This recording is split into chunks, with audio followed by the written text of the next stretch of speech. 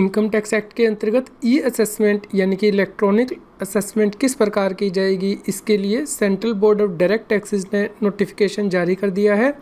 जिसके बारे में कि हम इस न्यूज़ में डिस्कशन करेंगे। इस प्रकार यदि अब आपका केस इनकम टैक्स के लिए लगता है और आपकी असेसमेंट होती है तो उस केस में अब आपको इनकम टैक्स डिपार्टमेंट जाने की आवश्यकता नहीं पड़ेगी। चलिए समझते हैं डिटेल में प्रोसीजर क्या होगा। taxhill.com के यूट्यूब चैनल पर मैं सी सतबीर सिंह आपका स्वागत करता हूं। रेगुलर अपडेट के लिए आप हमारे चैनल को सब्सक्राइब करें, नोटिफिकेशन बेल को प्रेस करना ना भूलें ताकि जैसे ही हम कोई नया अपडेट डालें आपके पास इमीडिएटली यह अपडेट पहुंच जाए। इनकम टैक्स डिपार्टमेंट यानी कि central board of direct taxes के द्वारा नोटिफिकेशन जारी किया गया है 12 सितंबर 2019 को,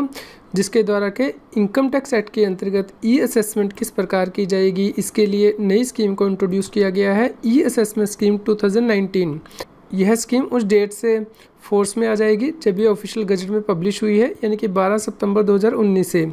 इस स्कीम के अंतर्गत जो वर्ड यूज़ किए गए हैं उन्हें यहाँ पे डिफ़ाइन किया गया है, जैसे कि असेसमेंट क्या होती है, ऑथराइज्ड रिप्रेजेंटेटिव एक्स्ट्रा। यहाँ पे हमारे लिए सबसे इम्पोर्टेंट शब्द जो समझने ज़रूरी है वो है कि ई असेसमेंट क्या है। यहाँ पे यदि आप ई असेसमेंट का मीनिंग देखते हैं, means the assessment proceeding conducted electronically in e proceeding facility through assessee's registered account in his designated portal, यानी कि income tax India e-filing.gov.in portal पर जो ई प्रोसीडिंग की फैसिलिटी दी गई है वहाँ से जो आपकी असेसमेंट की जाएगी उसे ई असेसमेंट माना जाएगा। यहाँ पे डेजिनेटेड पोर्टल का मतलब है जो पोर्टल प्रिंसिपल चीफ कमिश्नर और प्रिंसिपल डायरेक्टर जनरल जो कि इंचार्ज है नेशनल ई असेसमेंट सेंटर के, उनके द्वारा डेजिग्नेट किया गया है, यानी कि इनकम टैक्स इंडिया e-filing.gov.in।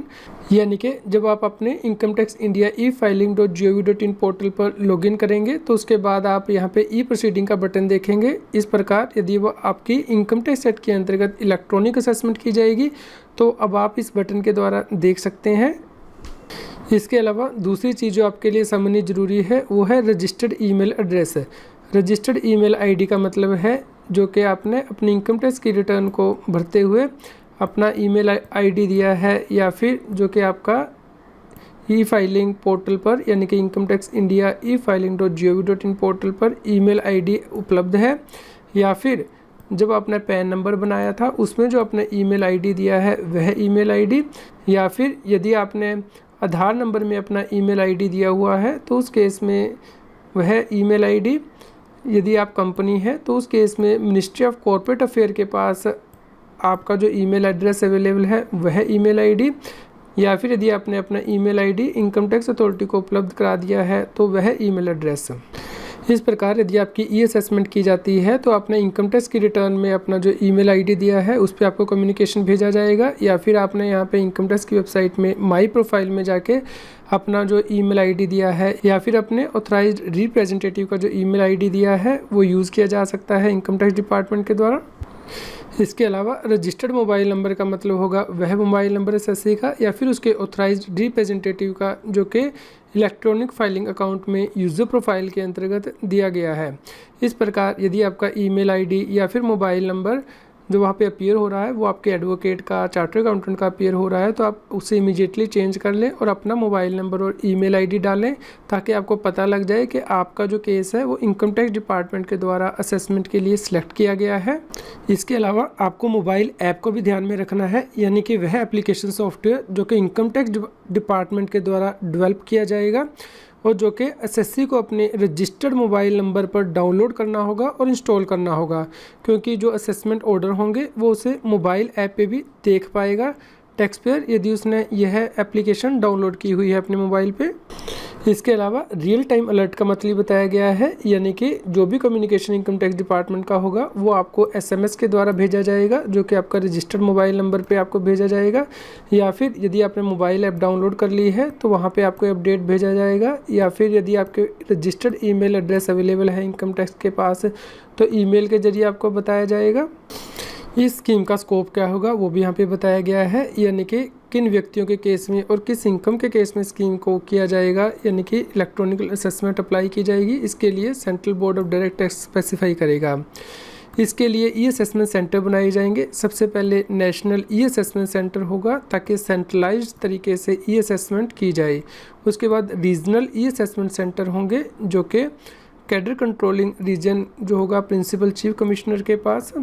उसे कंट्रोल करेगा। उसके बाद असेसमेंट यूनिट होंगे जो कि ई असेसमेंट करेंगे। उसके बाद वेरिफिकेशन यूनिट होंगे जो कि inquiry, cross examination, verification of books of accounts extra करेंगे। इसके अलावा टेक्निकल यूनिट होगी ताकि टेक्निकली हेल्प की जा सके, जैसे कि लीगल एडवाइस दी जा सके, accounting, forensic, information technology, valuation, transfer pricing, data analytics extra की सर्विस दी जा सके। इसके अलावा रिव्यू यूनिट्स बनाई जाएंगी ताकि जो ड्राफ्ट असेसमेंट ऑर्डर बनाया गया है उसे रिव्यू किया जा सके और ये देखा जा सके कि जितने भी एविडेंस इनकम टैक्स डिपार्टमेंट के पास थे, मटेरियल एविडेंस, क्या उन्हें ऑर्डर के अंदर शामिल कर लिया गया है और उसके अकॉर्डिंग असेसमेंट की गई है। ये सभी यूनिट्स एक दूसरे से नेशनल ई असेसमेंट सेंटर के द्वारा कम्युनिकेट करेंगे। इसमें कौन से मेंबर होंगे उसे आप अपनी स्क्रीन पर रेफ़र कर सकते हैं। इलेक्ट्रॉनिक असेसमेंट किस प्रकार की जाएगी उसके बारे में यहाँ पे प्रोसीजर बताया गया है। सबसे पहले नेशनल ई असेसमेंट सेंटर आपको नोटिस सर्व करेगा। जब आपको नोटिस मिल जाएगा तो नोटिस के रिसीव होने के 15 दिन के अंदर आपको नेशनल ई असेसमेंट सेंटर को रिप्लाई करना है। उसके बाद नेशनल ई असेसमेंट सेंटर आपका केस ई असेसमेंट के लिए असाइन कर देगा स्पेसिफिक असेसमेंट यूनिट को किसी एक रीजनल ई असेसमेंट सेंटर में। यह ऑटोमेटिक होगा, ऑटोमेटिक एलोकेशन सिस्टम के द्वारा। उसके बाद असेसमेंट यूनिट को यदि आपसे कोई इन्फॉर्मेशन चाहिए तो उसके लिए वह रिक्वेस्ट करेगी नेशनल ई असेसमेंट सेंटर को, यानी कि जैसे कि उसे कोई इन्फॉर्मेशन, डॉक्यूमेंट, एविडेंस चाहिए या फिर कोई इंक्वायरी या वेरिफिकेशन करनी है या फिर कोई टेक्निकल असिस्टेंस चाहिए टेक्निकल यूनिट से। यदि असेसमेंट यूनिट के द्वारा रिक्वेस्ट की गई है किसी इन्फॉर्मेशन, डॉक्यूमेंट की जो कि एसएससी से चाहिए, तो उस केस में वह अपनी request national e assessment centre को भेजेगा और नेशनल ई असेसमेंट सेंटर यह रिक्वेस्ट एसएससी को आगे भेजेगा। यदि असेसमेंट यूनिट के द्वारा किसी इंक्वायरी या वेरिफिकेशन के लिए रिक्वेस्ट की गई है नेशनल ई असेसमेंट सेंटर को, तो उस केस में नेशनल ई असेसमेंट सेंटर यह रिक्वेस्ट वेरिफिकेशन यूनिट को आगे भेज देगा। और यदि ई असेसमेंट यूनिट के द्वारा टेक्निकल असिस्टेंस के लिए सहायता मांगी गई है तो उस केस में नेशनल ई असेसमेंट सेंटर यह रिक्वेस्ट टेक्निकल यूनिट को भेज देगा। उसके बाद असेसमेंट यूनिट अपनी असेसमेंट करेगी और ड्राफ्ट असेसमेंट ऑर्डर बनाएगी जो कि वह नेशनल ई असेसमेंट सेंटर को भेजेगी। यहाँ पे ड्राफ्ट असेसमेंट ऑर्डर एसएससी को नहीं भेजा जा रहा है, नेशनल ई असेसमेंट सेंटर को भेजा जाएगा। जब assessment unit draft assessment order बनाएगी तो उसमें यदि उसे लगता है कि पेनल्टी भी लगानी चाहिए तो उसके बारे में भी उसमें डिटेल देगी। उसके बाद national e assessment centre draft assessment order को एग्जामिन करेगा as per risk management strategy and automation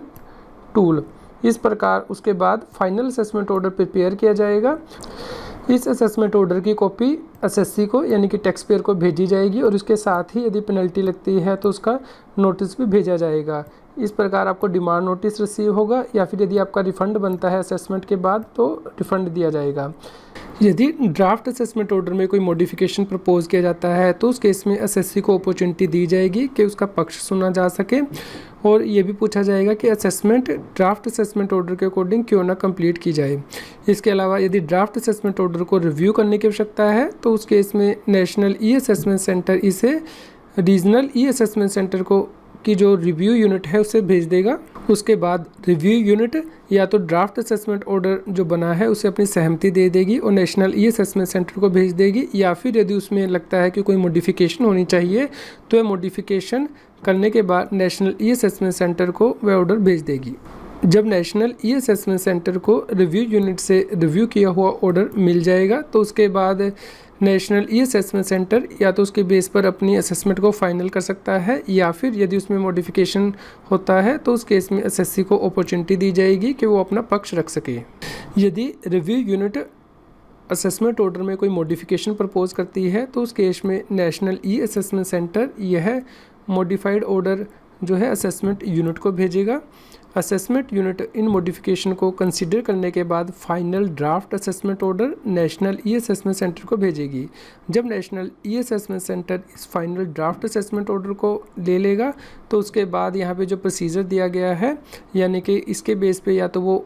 assessment को फाइनलाइज कर सकता है या फिर एसएससी को अपॉर्चुनिटी दे सकता है कि वे अपना पक्ष रख सके यदि इसमें मॉडिफिकेशन है। यदि एसएससी को शो को नोटिस मिलता है एज पर पैराग्राफ 10B, यानी कि यहाँ पे हमने अभी जो डिस्कस किया है कि ऑर्डर में यदि कोई मॉडिफिकेशन होता है तो एसएससी को अपॉर्चुनिटी दी जाएगी कि वो अपना पक्ष रख सके। तो यहाँ पे जो शो को notice national e assessment centre के द्वारा एसएससी को भेजा जाएगा, उसमें डेट और टाइम मेंशन किया होगा, उसके अकॉर्डिंग एसएससी को रिप्लाई करना है। उसके बाद national e assessment centre action लेगा, यानी कि यदि एसएससी कोई शो को नोटिस का रिप्लाई नहीं करता है तो जो ड्राफ्ट असेसमेंट ऑर्डर था उसके बेस पर ही फाइनल असेसमेंट जो है वो कर दी जाएगी नेशनल ई असेसमेंट सेंटर के द्वारा। लेकिन यदि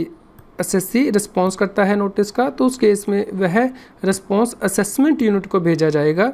उसके बाद असेसमेंट यूनिट इस रिस्पॉन्स को कंसिडर करने के बाद ड्राफ्ट असेसमेंट ऑर्डर को रिवाइज करेगी और उसे नेशनल ई असेसमेंट सेंटर के पास वापस भेजेगी। उसके बाद नेशनल ई असेसमेंट सेंटर को रिवाइज ड्राफ्ट असेसमेंट ऑर्डर मिल जाएगा। इसके ऊपर national e assessment centre action ले सकता है, यानी कि यदि कोई मॉडिफिकेशन की गई है जो कि एसएससी के अगेंस्ट नहीं है तो उस केस में फाइनल असेसमेंट ऑर्डर इशू कर दिया जाएगा, जो हमने प्रोसीजर अभी डिस्कस किया पॉइंट नंबर 10A में। इसके अलावा यदि मॉडिफिकेशन प्रपोज की जाती है जो कि एसएससी के अगेंस्ट है तो उस केस में एसएससी को अपॉर्चुनिटी दी जाएगी हियरिंग के लिए। इसके लिए हमने पहले डिस्कस किया है पैराग्राफ नंबर 10B में कि एसएससी को शो कॉन नोटिस इशू किया जाएगा। इसके अलावा एसएससी का जो रिस्पॉन्स होगा वो यहाँ पे हमने जो पीछे डिस्कस किया है इसके अकॉर्डिंग जो है वो प्रोसीजर लेट डाउन किया गया है, उसके अकॉर्डिंग डील किया जाएगा, यानी कि एसएससी को शो कॉन नोटिस दिया जाएगा। उसके बाद नेशनल ई असेसमेंट सेंटर उस देखेगा कि यदि एसएससी का रिस्पॉन्स नहीं मिला है तो फाइनलाइज कर देगा, यदि रिस्पॉन्स मिला है तो असेसमेंट यूनिट को भेज देगा और उसके बाद असेसमेंट यूनिट अपना ऑर्डर वापस नेशनल ई असेसमेंट को भेजेगी रिवाइज करके। इसके अलावा सबसे लास्ट पॉइंट में जो कि सेकेंड लास्ट है, ये कहता है कि नेशनल ई असेसमेंट सेंटर जैसे ही असेसमेंट कंप्लीट हो जाएगी उसके बाद सभी इलेक्ट्रॉनिक रिकॉर्ड असेसिंग ऑफिसर को ट्रांसफ़र कर देगी जिसकी के जुरिडिक्शन होगी उस एसएससी के ऊपर, ताकि वह पेनल्टी लगा सके या फिर डिमांड को रिकवर कर सके, यदि कोई मिस्टेक है तो उसे रेक्टिफाई कर सके, या फिर एपलेट ऑर्डर यदि हुआ है तो उसे इफेक्ट दे सके, या फिर यदि CIT appeal appellate tribunal court में कोई डॉक्यूमेंट सबमिट करना है उस केस से रिलेटेड तो वो सबमिट कर सके, या फिर यदि किसी कोर्ट में कोई मुकदमा चलाना है उस एसएससी के अगेंस्ट तो वो चला सके। सबसे लास्ट पॉइंट बहुत ज़्यादा इंपॉर्टेंट है जो कि यह कहता है कि national e assessment centre assessment के किसी भी स्टेज पे यदि उसे लगता है तो वह केस असेसिंग ऑफिसर को ट्रांसफ़र कर सकती है, यानी कि एसएससी के जुरिडिक्शन में जो असेसिंग ऑफिसर होगा उसे वह केस ट्रांसफ़र किया जा सकता है और उसके बाद उसकी ई असेसमेंट नहीं होगी बल्कि जुरिडिक्शनल असेसिंग ऑफिसर उसकी असेसमेंट करेगा। यदि कोई व्यक्ति कोऑपरेट नहीं करेगा तो उस केस में पेनल्टी किस प्रकार लगाई जाएगी, यहाँ पे बताया गया है कि कोई भी यूनिट यानी कि असेसमेंट यूनिट या फिर टेक्निकल यूनिट एक्स्ट्रा जो यहाँ पे बताई गई हैं, यदि उन्हें लगता है कि कोई भी व्यक्ति एसएससी या फिर कोई भी और व्यक्ति कोऑपरेट नहीं कर रहा है नोटिस का, डायरेक्शन का या फिर किसी ऑर्डर का, तो उस केस में उस व्यक्ति के अगेंस्ट पेनल्टी प्रोसीडिंग को शुरू करने के लिए वह अपनी recommendation national e assessment centre को देगी। उसके बाद नेशनल ई असेसमेंट सेंटर उस एसएससी को या फिर व्यक्ति को नोटिस इशू करेगा और पूछेगा कि उसके ऊपर पेनल्टी या जुर्माना क्यों ना लगा दिया जाए। जब एसएससी को या फिर किसी और व्यक्ति को यह नोटिस मिल जाएगा पेनल्टी का तो उसके बाद वे उसका रिप्लाई करेगा नेशनल ई असेसमेंट सेंटर को, और नेशनल ई असेसमेंट सेंटर इस रिप्लाई को उस यूनिट को वापस भेज देगा जिसने कि आपके ऊपर पेनल्टी लगाने के लिए रिकमेंडेशन दी थी। उसके बाद वह यूनिट आपकी रिस्पॉन्स को कंसिडर करेगी और ड्राफ्ट पेनल्टी ऑर्डर बनाएगी और उसे नेशनल ई असेसमेंट सेंटर को भेज देगी, या फिर आपके अगेंस्ट जो पेनल्टी लगी है उसे ड्रॉप कर देगी और नेशनल ई असेसमेंट सेंटर को इसके बारे में बताएगी। यदि आपके ऊपर पेनल्टी लगाई जाती है तो उस केस में नेशनल ई असेसमेंट सेंटर आपके ऊपर पेनल्टी लगाएगा, ड्राफ्ट पेनल्टी ऑर्डर जो उसे यूनिट से रिसीव हुआ है और इसकी कॉपी आपको भेजी जाएगी। यदि national e assessment centre order pass करता है तो उसके अगेंस्ट अपील कहाँ फाइल करेंगे, इसके बारे में बताया गया है कि आपको अपील अपने जुरिडिक्शनल असेसिंग ऑफिसर का जो कमिश्नर अपील्स होगा, वहाँ पे ही आपको अपील फाइल करनी है। इसके अलावा आपको डॉक्यूमेंट किस प्रकार देने हैं यहाँ पे बताया गया है, यानी कि जो भी कम्युनिकेशन होगा नेशनल ई असेसमेंट सेंटर और एसएससी के बीच में या फिर उसके ऑथराइज्ड रिप्रेजेंटेटिव के बीच में, वो सिर्फ इलेक्ट्रॉनिक मोड से ही होगा। इसी प्रकार ही कोई भी इंटरनल कम्युनिकेशन भी यदि होता है national e assessment centre, regional ई असेसमेंट सेंटर या फिर जो हमने यूनिट डिस्कस की हैं जैसे कि assessment unit, technical unit, review unit extra, उनके बीच में भी जो कम्युनिकेशन होगा वो इलेक्ट्रॉनिक मोड से ही होगा। इसके अलावा डॉक्यूमेंट को ऑथेंटिकेट किस प्रकार किया जाएगा इसके बारे में बताया गया है कि जो इलेक्ट्रॉनिक रिकॉर्ड होगा उसे डिजिटल सिग्नेचर के द्वारा ही ऑथेंटिकेट किया जाएगा, यानी कि मान लीजिए आपको ऑर्डर जो भेजा जाएगा उस पर डिजिटली साइन किए जाएंगे। इसके अलावा यदि एसएससी के द्वारा कोई कम्युनिकेशन भेजा जाता है तो उस केस में इलेक्ट्रॉनिक सिग्नेचर यूज़ किए जा सकते हैं या फिर इलेक्ट्रॉनिक ऑथेंटिकेशन टेक्निक यूज़ की जा सकती है उस डॉक्यूमेंट को वेरीफाई करने के लिए। यानी कि मान लीजिए आप कोई डॉक्यूमेंट अपलोड करते हैं तो उसके बाद वेरिफिकेशन करने के लिए आपके मोबाइल पे एक वन टाइम पासवर्ड आ सकता है, वो आप एंटर करेंगे, उसके बाद ही आप उस डॉक्यूमेंट को सबमिट कर पाएँ, ऐसा प्रोविज़न दिया जा सकता है। इलेक्ट्रॉनिक रिकॉर्ड की डिलीवरी किस प्रकार की जाएगी उसके बारे में यहाँ पे बताया गया है, यानी कि आपका जो रजिस्टर्ड अकाउंट होगा इनकम टैक्स डिपार्टमेंट के पास, वहाँ पे ऑथेंटिकेट कॉपी दी जा सकती है या फिर वह आपके रजिस्टर्ड ईमेल एड्रेस पे भेजी जाएगी या फिर आपका जो ऑथराइज्ड रिप्रेजेंटेटिव का आपने ईमेल आईडी दिया है या फिर जो आपने मोबाइल ऐप डाउनलोड की है इनकम टैक्स डिपार्टमेंट की, वहाँ पे आपको ये कॉपी उपलब्ध की जाएगी और इसके साथ ही आपको रियल टाइम अलर्ट भेजा जाएगा, यानी कि एसएमएस और ईमेल के द्वारा बताया जाएगा। इसके अलावा यदि कोई नोटिस या फिर ऑर्डर उस व्यक्ति को भेजा जा रहा है जो कि एसएससी नहीं है, यानी कि किसी और व्यक्ति को, तो उस केस में वह उसके रजिस्टर्ड ईमेल एड्रेस पर भेजा जाएगा और इसके साथ ही उसे रियल टाइम अलर्ट भी भेजा जाएगा। इसके अलावा एसएससी अपना रिस्पॉन्स नोटिस और ऑर्डर के अगेंस्ट रजिस्टर्ड अकाउंट पे ही फाइल करेगा और उसके बाद उसे एक्नॉलेजमेंट भेजी जाएगी, जिसके बाद के मान लिया जाएगा कि उसने वह रिकॉर्ड ऑथेंटिकेट कर दिया है। इस केस में time and place of dispatch क्या होगा वो इंफॉर्मेशन टेक्नोलॉजी एक्ट 2000 के अकॉर्डिंग सेक्शन 13 के अकॉर्डिंग डिटरमिन होगा। इसके साथ ही यहाँ पे पैराग्राफ नंबर 11 में ये बताया गया है कि एसएससी या फिर उसका authorised representative national e assessment centre, regional ई असेसमेंट सेंटर के सामने पर्सनली अपीयर नहीं होंगे, लेकिन यदि ड्राफ्ट असेसमेंट ऑर्डर में मॉडिफिकेशन प्रपोज की गई है और एसएससी को नोटिस सर्व किया गया है कि उसकी असेसमेंट ड्राफ्ट असेसमेंट ऑर्डर के अकॉर्डिंग कंप्लीट क्यों ना की जाए, और उस केस में एसएससी या फिर ऑथराइज्ड रिप्रेजेंटेटिव ये कहते हैं कि उन्हें पर्सनल हियरिंग की आवश्यकता है ताकि वे ओरली अपना जो आर्ग्यूमेंट है वो रख सकें इनकम टैक्स अथॉरिटी के सामने, तो उस केस में यह प्रोसीडिंग वीडियो कॉन्फ्रेंसिंग के द्वारा ही की जाएगी। यहाँ पे वर्ड एक्सक्लूसिवली यूज़ किया गया है, यानी कि वीडियो कॉन्फ्रेंसिंग के द्वारा ही आपकी जो मीटिंग होगी उसे रिकॉर्ड किया जाएगा। इसमें वीडियो टेलीफोनी सॉफ्टवेयर जो हैं उन्हें भी शामिल किया गया है। इसके लिए सीबीडीटी के द्वारा प्रोसीजर बनाया जाएगा। इसके अलावा ई असेसमेंट करते हुए यदि किसी भी यूनिट को कोई डॉक्यूमेंट एग्जामिन करना है या फिर कोई स्टेटमेंट रिकॉर्ड करनी है एसएससी से या फिर किसी और व्यक्ति से, तो उस केस में यह सिर्फ वीडियो कॉन्फ्रेंसिंग के द्वारा ही की जाएगी और इसके लिए सीबीडीटी के द्वारा स्पेसिफाइड लोकेशन पे वीडियो कॉन्फ्रेंसिंग की फैसिलिटी प्रोवाइड की जाएगी ताकि एसएससी या फिर उसका ऑथराइज्ड रिप्रेजेंटेटिव वीडियो कॉन्फ्रेंसिंग के द्वारा अपनी स्टेटमेंट दे सके या फिर अपने रिकॉर्ड सबमिट कर सके। इस स्कीम के अंतर्गत फॉर्मेट क्या होंगे नोटिस के, मोड किस प्रकार होगा कम्युनिकेशन का, प्रोसीजर क्या होगा और प्रोसेस क्या होगा, इसके लिए प्रिंसिपल चीफ कमिश्नर या फिर प्रिंसिपल डायरेक्टर जनरल जो कि नेशनल ई असेसमेंट सेंटर का इंचार्ज होगा वो ये प्रोसीजर ले डाउन करेगा ताकि national e assessment centre, regional ई असेसमेंट सेंटर और जो यूनिट हमने डिस्कस की है वो अपना काम अच्छे से कर सकें, यानी कि नोटिस को किस प्रकार सर्व किया जाएगा, इन्फॉर्मेशन को किस प्रकार रिसीव किया जाएगा, एक्नॉलेजमेंट को किस प्रकार इशू किया जाएगा। ई प्रोसीडिंग फैसिलिटी के अंतर्गत टैक्स पेयर को अपनी इन्फॉर्मेशन किस प्रकार अपलोड करनी है इनकम टैक्स पोर्टल पर। इसके अलावा एक्सेस, वेरिफिकेशन और ऑथेंटिकेशन इन्फॉर्मेशन का किस प्रकार किया जाएगा, स्टोरेज, रिट्रीवल किस प्रकार किया जाएगा और ग्रीवेंस रिड्रेसल मैकेनिज्म क्या होगा, इसके लिए भी प्रोसीजर ले डाउन किया जाएगा। आप इस नोटिफिकेशन को डाउनलोड कर सकते हैं। डाउनलोड करने के लिए लिंक इस न्यूज़ की वीडियो डिस्क्रिप्शन में भी दिया गया है। आज की इनकम टैक्स की न्यूज़ आपको कैसी लगी हमें कमेंट करके ज़रूर बताएं।